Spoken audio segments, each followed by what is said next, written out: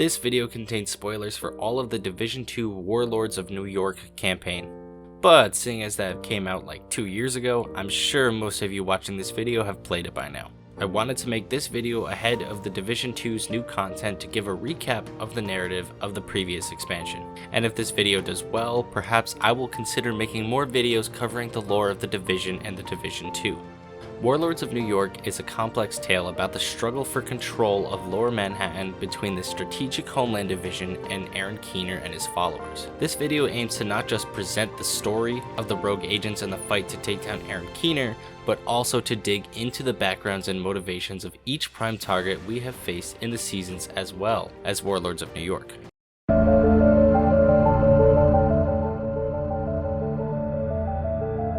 Aaron Keener, as portrayed by the game, is an evil, manipulative, idyllic man who believed he was doing the world a favor by quote-unquote pressing the reset button on the city of New York. He spent a long time cultivating a plan to carry out his ambitions, coercing and convincing other rogues to join his cause, although it is clear that many of the rogues in his group had their own reasons for joining, as Keener either threatened them or offered them something that they greatly desired in exchange for cooperation.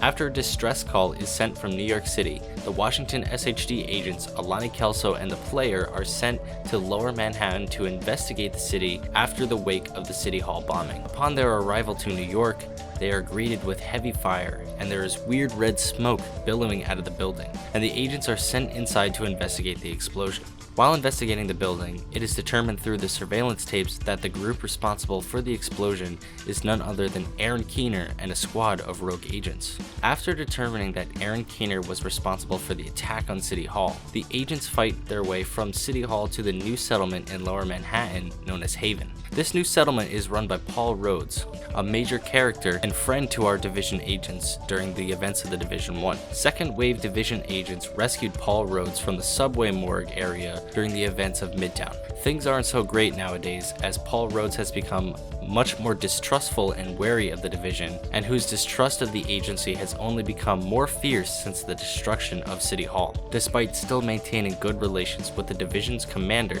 Fei Lau. Also greeting the agents upon their arrival to Haven are the Peacekeepers, civilian fighters who defend the Haven and act as the new JTF and are loyal to Rhodes, though they do share the same sentiment towards the Division. Suffice to say, the Haven settlement was quite unwilling to welcome the Division at first, despite the rapport that Rhodes and Lau still maintained. Eventually, Rhodes allows the agents to be let into the settlement, but initially refuses to help in the fight against Aaron Keener. However, after a brief discussion between Roy Benitez, major NPC from the Division 1 and leader of the JTF, as well as Fei Lau and Rhodes, the three come to an agreement that the Division would be allowed to operate within Haven and work on defeating Aaron Keener and his band of followers. Eventually, Rhodes agrees to give his full support to the missions. During this conversation, the group also decides that the best way to take down Aaron Keener is to first hunt down his lieutenants, and by taking them out would reveal the location of Keener and take him down once and for all. The hunt for Aaron Keener is significant for the Division franchise in numerous ways. Narratively speaking, the most important is the fact that Aaron Keener is behind many of the events in the Division 1 and the Division 2. While much of Keener's ambitions, identity, and motivations are hidden in the Division 1, the Division 2 greatly expands on Keener's designs for the city of New York. Aaron Keener was part of the Division's first wave of agents to respond to the rapidly evolving situation in Midtown Manhattan.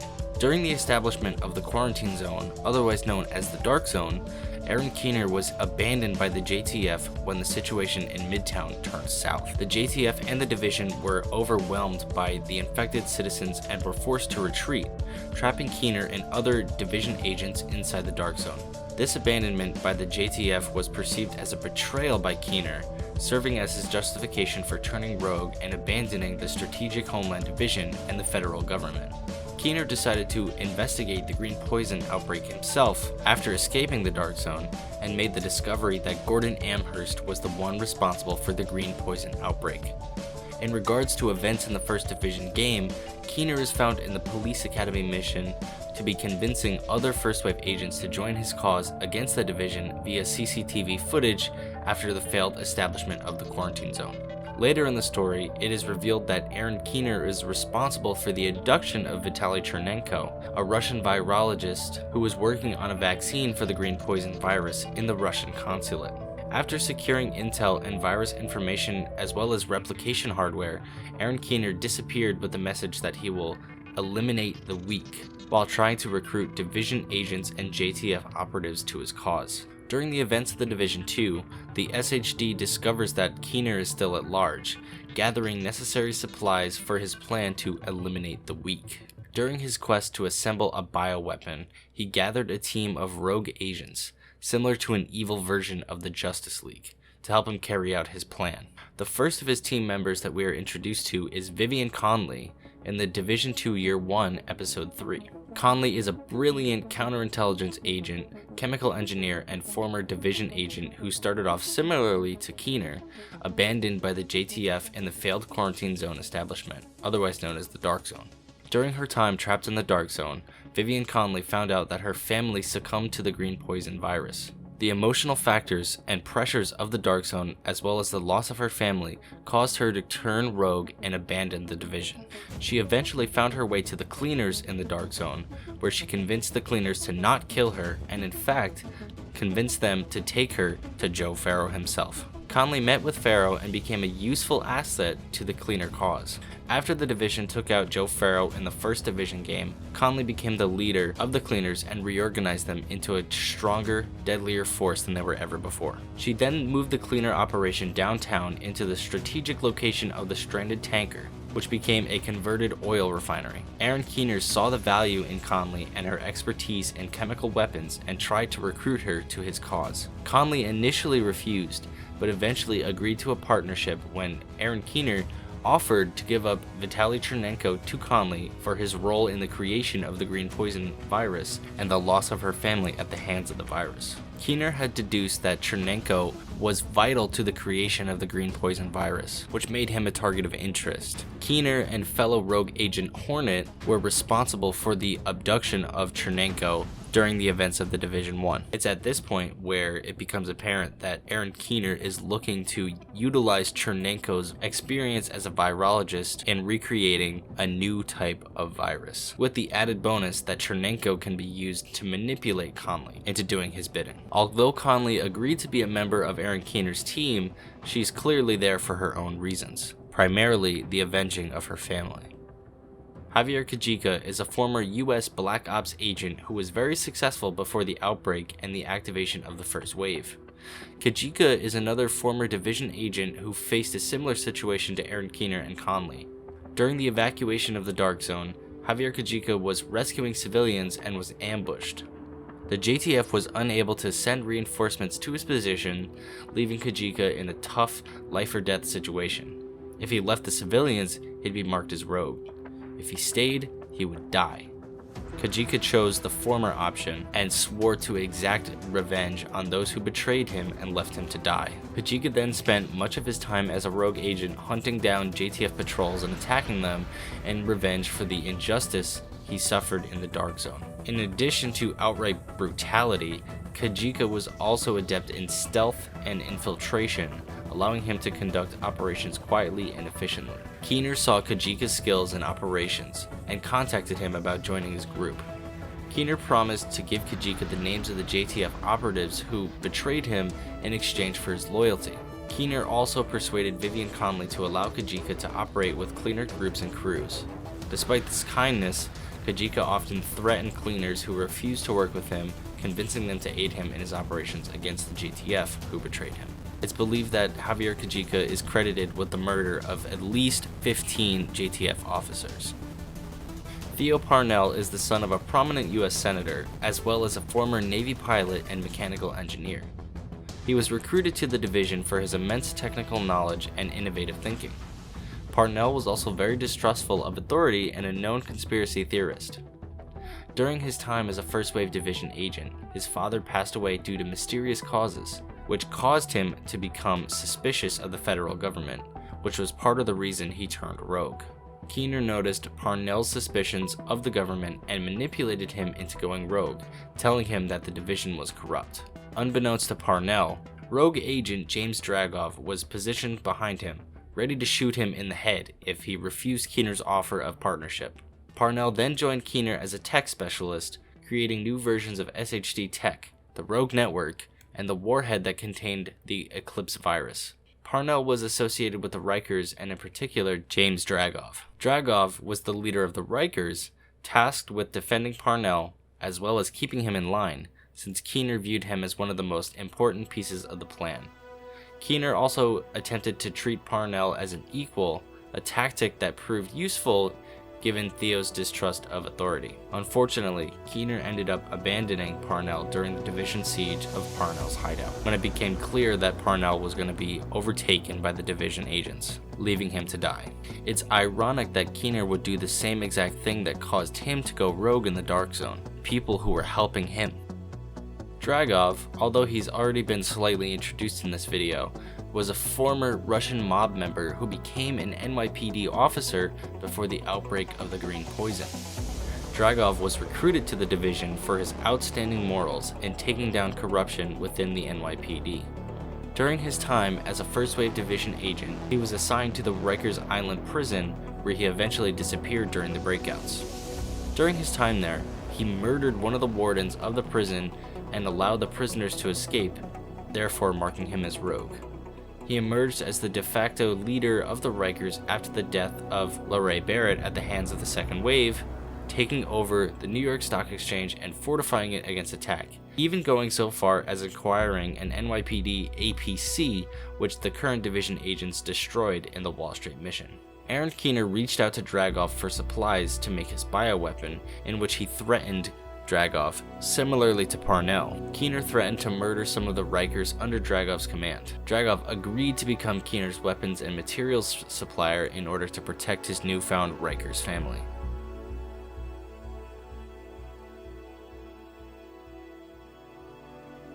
During the events of Warlords, the agent is briefed on the situation in light of the attack on City Hall that they helped end. Since Aaron Keener's whereabouts were unknown at the time, the team instead decides to hunt down Keener's 4 lieutenants, Vivian Conley, Theo Parnell, James Dragov, and Javier Kajika. The agent is free to choose the order in which they hunt down the targets. Each target involves 3 or 4 steps to locate and eliminate, with some lieutenants having missions even after their demise to find out the grander scheme of their assistance to Keener. To complete the Kajika investigation, division agents explored the Battery Park area of Lower Manhattan. Upon completing the investigation, Kajika was located underneath the tunnels in Battery Park. During the mission to eliminate Kajika, division agents were able to also stop a massive cleaner drill from opening a tunnel underneath the Haven settlement, which would leave it open to attack. The division agents then tracked down Kajika through the tunnels and eliminate him, securing new variants of SHD Tech off his body. With the elimination of Kajika, Lau tells the player over the comms that she will move in and secure his hideout while also securing the information he possessed, hoping it would lead them closer to Aaron Keener. During the Dragov investigation in the financial district, the division agents eliminate a chemical weapons depot on Pier 26, harming Keener and Dragov's operations. The agents then determine that Dragov is holed up in the New York Stock Exchange and then pursue him there. During the mission to eliminate James Dragov, division agents were able to destroy more supply crates that were en route to Keener, as well as the NYPD APC stationed outside to defend the stock exchange. The agents then pursue Dragov to the trading floor, where they eliminate him and 3 of his bodyguards. The elimination of Dragov saw the end of Keener's supply line to help move the materials for his project, which he reveals at the end of the campaign. Lau states that she and a team will secure those supplies, but also states that she's unsure how many crates still made it to Keener's before Dragov's demise. During the Vivian Conley investigation, division agents secured peacekeeper hostages in the underground Chinese supermarket, a move that was very much appreciated by Paul Rhodes. During this mission, Conley's location was determined to be the stranded tanker, a wrecked oil tanker converted into an oil refinery, washed up on the west side of Lower Manhattan. This ship also was serving as the cleaner's base of operations in Manhattan. The agents then move in to secure the tanker and eliminate Conley. Conley's death weakened the cleaner faction, as their leader was killed again like Joe Farrow in the prior division game.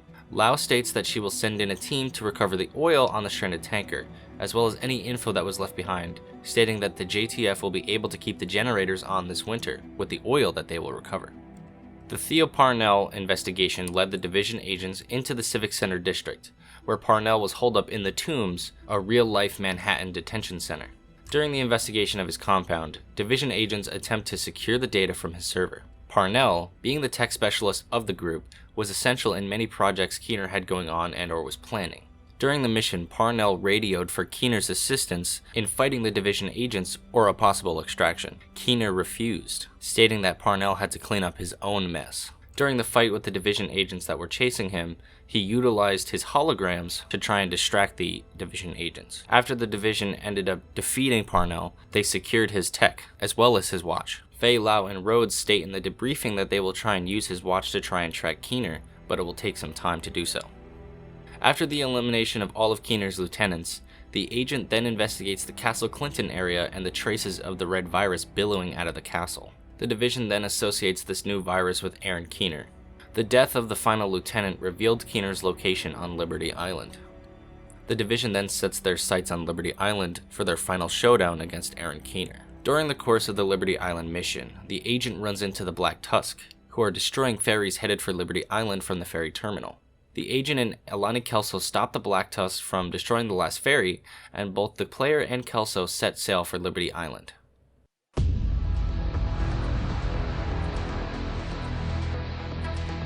Incoming ferry, 0.8 miles east.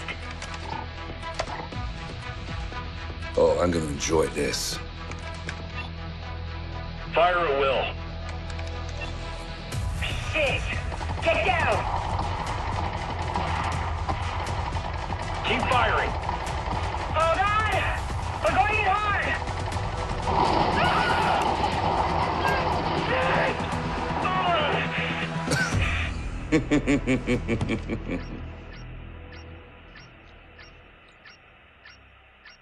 As the agent and Kelso slowly recover from the blast, Kelso tells the agent to go on ahead as she takes her time to recover.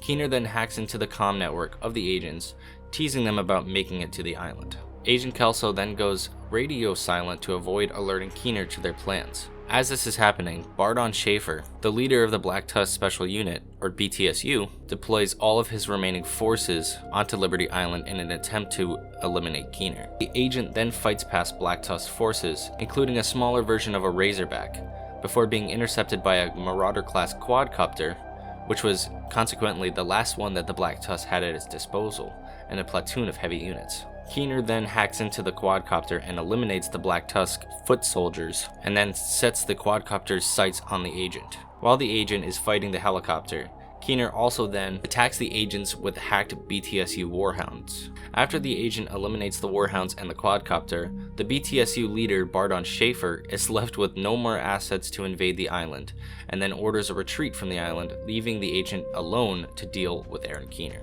Keener then invites the agent inside the monument to investigate a series of echoes in a quote-unquote private conversation. Keener taunts the agent about his resources and legacy, while the agent finds themselves in a room alone with Keener's laptop. Upon trying to access the laptop, Aaron Keener activates several SHD tech boxes that spawn in rogue SHD abilities, similar to the ones that the agent has. The agent must then survive while being attacked by what is essentially the Division's own weapons, including stinger hives and flame-throwing turrets. Isaac is also tampered with during this fight, with objectives such as kill Paul Rhodes and give up appearing on the screen. After a while, Isaac recovers from its tampering, and the agent must then secure the area as no more SHD tech is spawned. Agents then make their way outside to the base of the Statue of Liberty, where Keener has set up a missile with a payload of his weaponized virus, developed by Vitaly Chernenko while Keener held him captive. He named this payload Project Eclipse, named for the Eclipse virus contained inside. This missile is pointed directly at Lower Manhattan, and Keener states that he wants to press the reset button on the entire city and rebuild after the aftermath of the bomb. The agent is then tasked with stopping the launch of the missile, which involves capturing the 3 generators of the missile launcher one at a time and destroying all of the exposed weak points.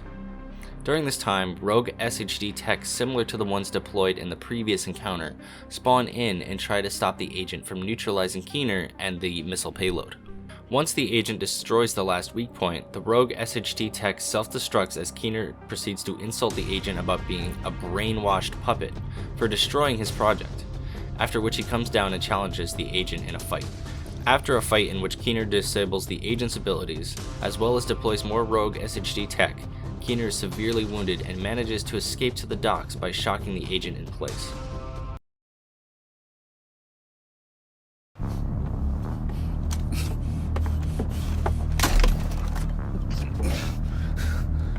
You're done, Keener.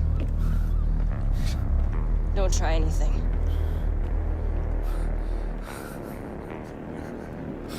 My time's up. Wait, what did you do?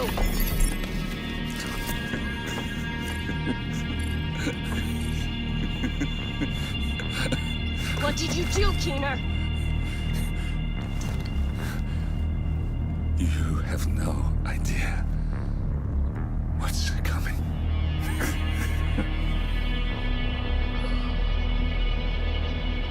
Rogue agent deceased. Fuck! Fuck this guy.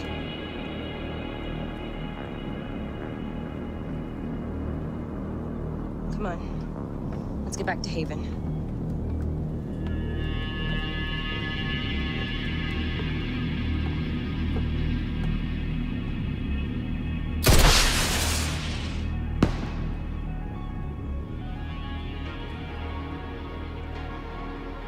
Hostile radio intercepted.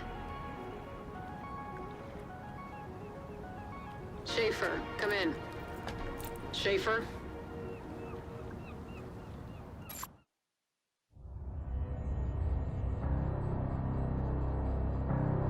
Schaefer, do you read? Listening. Fall back. Keener's dead. But he's activated the network. What's the damage? Parnell's watch is collating the data. Looks like it's all of them. Shit. More rogue agents. Just what we fucking need. No. It's perfect. This will bring the division to its knees. And that's when we'll end them. Once and for all. Once the agent and Kelso return to Haven and reveal Lau's rogue status to Benitez and Rhodes, Rhodes reveals that he never trusted Lau, but he now trusts the agents as they have taken down Keener and made Haven a safe place again. Benitez then states that a pilot is now available to take the player back to DC, but they are always welcome to stay in New York as there is much more to be done, and that they are safer when the player is in New York. With the activation of the Rogue Network, things are becoming more complicated as rogue agents answer the call and retaliate after the death of Aaron Keener.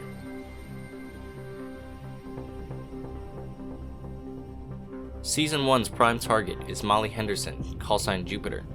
Jupiter was a First Wave Division agent who went rogue after an incident in the Dark Zone that resulted in the death of 2 JTF officers. With the use of Parnell's smartwatches, Jupiter assembled a team of rogue agents after being contacted by Aaron Keener during the events of Warlords of New York, to assemble a team and launch an attack on Washington, D.C. Keener even sent her team a package of weaponized Eclipse virus, but Jupiter believed in the eradication of the green poison. She elected not to use the virus and implored some of her rogue agents to get rid of the Eclipse virus package. Jupiter did, however, develop an EMP jamming technology that was able to cripple Division agents and neutralize their armor, a method she believed to be more ethical than the implementation of Keener's brand of bioterrorism to take down the Division. The Division was able to track down Jupiter on the Roosevelt Island stronghold and take her down, and take her EMP tech for their own. Mildly ironic, if you ask me. This is another example of the rogue agents being in league with Keener, but seeing the flaws in his ways. There are other ways to kill people, you know. Carter LaRue, callsign Hornet, is a rogue agent players of the Division may remember from an earlier mission in the Division's long history. He's actually the named boss of the Russian consulate mission, and it was his actions that allowed Keener to kidnap virologist Vitaly Chernenko, an event that was pivotal to Keener's designs. LaRue is an old friend of Keener's dating back to their time in the armed forces together, and due to their rapport, LaRue was the very first Division agent to join Keener's cause. Before the events of the Division 2, Keener and LaRue were involved in some interesting operations around New York, including saving a family from being murdered at the hands of rioters. They then helped that same family escape to New Jersey. Due to the fact that LaRue and Keener had such a long friendship and a good relationship, Keener actually trusted LaRue with the big picture. his whole plan. During the Russian consulate mission in the Division 1, Hornet used the breaching charge to open Chernenko's panic room and abduct him. Hornet then engaged the Division agents at the end of the mission, where he was severely injured and left for dead by the SHD. Keener eventually rescues him at the consulate and he makes a full recovery. LaRue was faithful to Keener's vision even after his death, operating under instructions from him to keep creating the Eclipse virus and setting up shop in DC. Hornet also had a team of rogue agents, and interestingly, one of the rogues on his team, Huntsman, is actually Elijah Lee, Keener and LaRue's former Division recruiter from before the outbreak of the Green Poison. After Division agents hunt down and eliminate Hornet's lieutenants, including Huntsman, and reveal his location at Tidal Basin, a final battle ensues where Division agents storm the compound and attempt to eliminate Hornet once and for all. Hornet was attempting to escape the Tidal Basin stronghold with outcast followers and his supply of Eclipse virus, where he was interrupted by the Division, cutting off his escape. The Division agents utilized a hacked Warhound to fight their way through outcast forces and pockets of Eclipse virus to eventually reach and eliminate Hornet. Season 3 Concealed Agenda is the hunt for Bardon Schaefer. Schaefer is the leader of the BTSU, responsible for the invasion of Washington, D.C. immediately after the expulsion of the True Sons from the capital. He also led the disastrous attempt to take down Aaron Keener at Liberty Island, losing a Razorback and a Marauder-class quadcopter in the process. Schaefer is far from incompetent though, as his designs have been successful all over the city. Schaefer was responsible for the death of President Mendez at the hands of 2 Secret Service agents. He was able to manipulate President Ellis into handing over the antivirals for the Green Poison, where unfortunately, Wyvern was unable to stop the Division from securing them at the Tidal Basin stronghold. Instead, she tried to blow up the White House. Schaefer's forces include current Black Tusk members and troops from the former Last Man Battalion, private military group from New York City, formerly led by Charles Bliss. Schaefer is an incredibly vital asset to the Black Tusk operations as he reports directly to Natalia Sokolov, the CEO of the Black Tusk. Tying Schaefer into the end of the Warlords campaign, he had numerous contacts with Faye Lau discussing the situation in DC. Schaefer's main goals were to destabilize the Division's operation in DC and New York. During the season, Schaefer was called into a meeting with Faye Lau on Coney Island, to which he brought some elite Black Tusk operatives. It is implied that Schaefer was going to make an attempt on Faye's life, making the setup for her murder. Unfortunately for Schaefer, the Division got there in time to intervene with his plans. The Division neutralized Schaefer at Coney Island, but did not eliminate him. He was brought in for questioning regarding the whereabouts of Natalia Sokolov, the shadowy leader of the Black Tusk. Season 4 saw the Division put up against Faye Lau, one of the most significant characters in the entirety of the Division universe. During the Division agents crossing to Manhattan in the very first game, Faye Lau was there with you. She lost her eye and injured her leg during the helicopter crash, but despite her wounds, she was able to assume the position of the acting division commander in New York during the events of the first game. During her time as the division commander, she's credited with the recapture of Midtown with the help of the second wave division agents. She remains in this position up to the events of Warlords of New York, where she's revealed to have abandoned the division, aligning herself with the Black Tusk after the death of Aaron Keener. Lau disavowing the division came as a shock to everyone who knew her closely at the agency. Like other division agents who went rogue, Lau suffered immense loss, including the loss of her last remaining family member Heather at the Hell's Kitchen settlement. Her choice brought Rhodes, Benitez, and the agents closer together, as shown at the end of the Warlords campaign despite the loss of one of their closest allies. Lau reveals to Schaefer at the end of the Warlords campaign that Keener's activation of the Rogue Network will bring the division to their knees. Lau assembles a team of 4 rogue agents to carry out a plot in service of her goal to weaken the division. On her team is Felix Kestrel Sokolov, brother of Natalia Sokolov, leader of the Black Tusk. During this season, Kestrel reveals to Lau some details about Natalia's upbringing in Russia. During these exchanges, Kestrel becomes suspicious of Lau and decides not to share any more about his family or his personal life. At some point during the season, Kestrel is tracked down by division agents and killed in action on a routine op in order to locate Lau. After the division agents ascertained Lau's location at Camp White Oak, the hunt was on. During the battle at Camp White Oak, Lau's plan to bring down the division becomes clear. She murdered President Ellis in an attempt to frame the division, a move that is successful in the sense that the president died, but the division emerged victorious after the confrontation. There is still much speculation regarding the mysterious death of Faye Lau, including the fact that Isaac did not announce Rogue Agent deceased after Lau was neutralized. We may see more from her yet. After Lau's death, the agents gain access to several audio logs detailing Lau's rise to power throughout the BTSU ranks, with the sole goal of eliminating corruption in the federal government, including the division. So there it is, the full story and background of the Warlords of New York campaign and the seasonal manhunts that followed thereafter. A huge shout out has to go out to the Division Wiki, as I consulted their web pages often when I was writing the script. It's possible that I may have missed something, so if you do notice anything, please let me know down in the comment section below. If you enjoyed this recap and you would like to see more videos like this, please let me know down in the comment section. This video took an immense amount of work to script and edit, so be sure to leave a like and subscribe if you enjoyed, as it really helps me out. The Division universe is rich and it's wide, so comment below if you have any topics you'd like to see me explore or cover in a video. Thanks again for watching, I hope to see you in the next one, and Deltah out. Peace!